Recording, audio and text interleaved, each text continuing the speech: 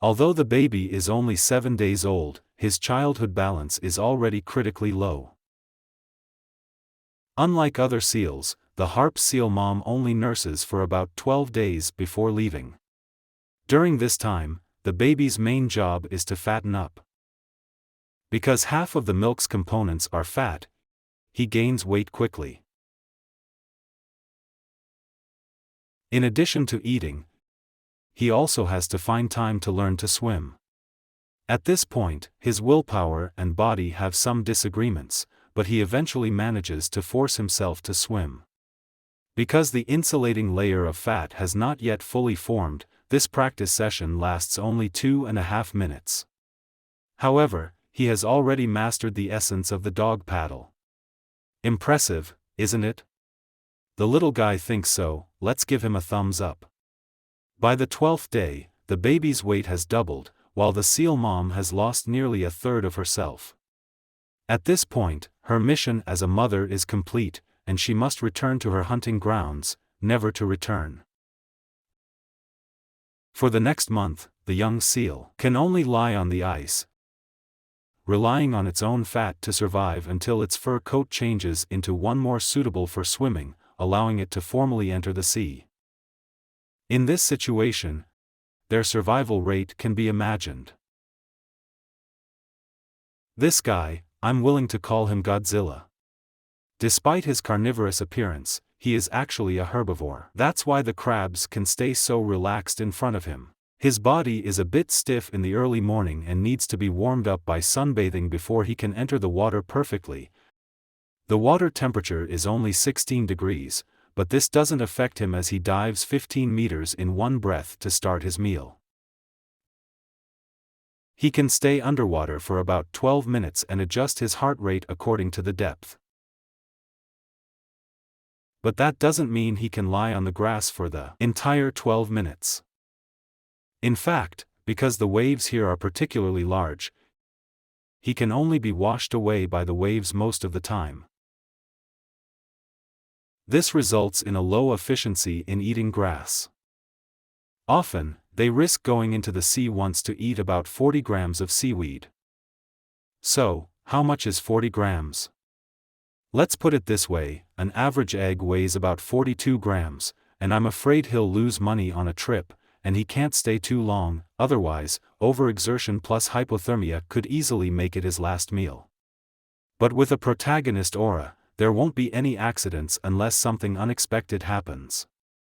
Well, anyway, the one that survives ashore is the protagonist.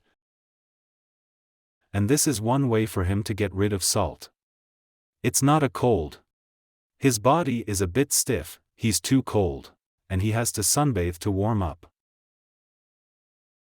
During this time, there are little brothers pushing noses on his face, providing free mosquito control service, but there are always some roommates who want to do something extreme.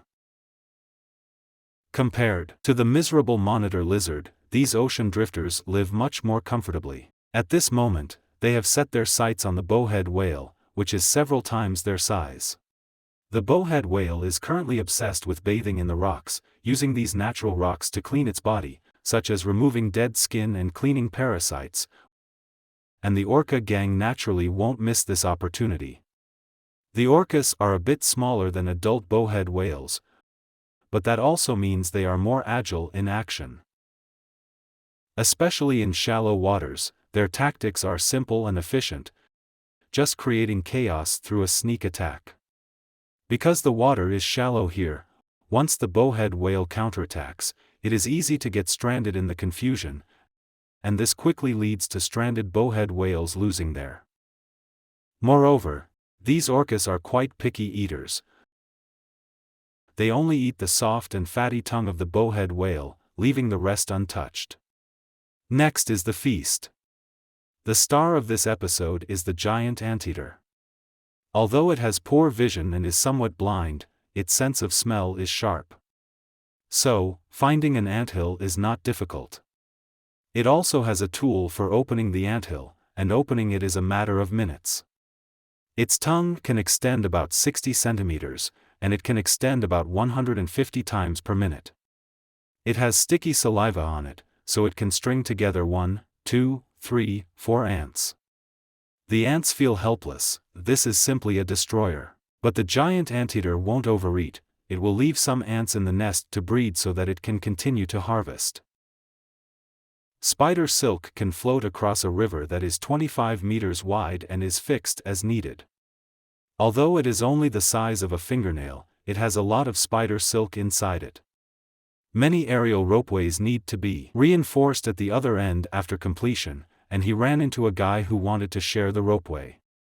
But the spider is very decisive and directly cuts off the entire route, and the silk is not wasted. It can be recycled and reused. This time, he successfully completed the reinforcement and increased other anchor points at the same time, so this problem was officially solved. And the most amazing thing is that it can contact nearly 3 square meters of circular net in just a few hours. I seriously suspect that it graduated from the Massachusetts Institute of Technology's architecture department. Anyway, he quickly had a good meal. That's about it for today's content. If you want to see more different animal stories, remember to follow my channel. See you next time.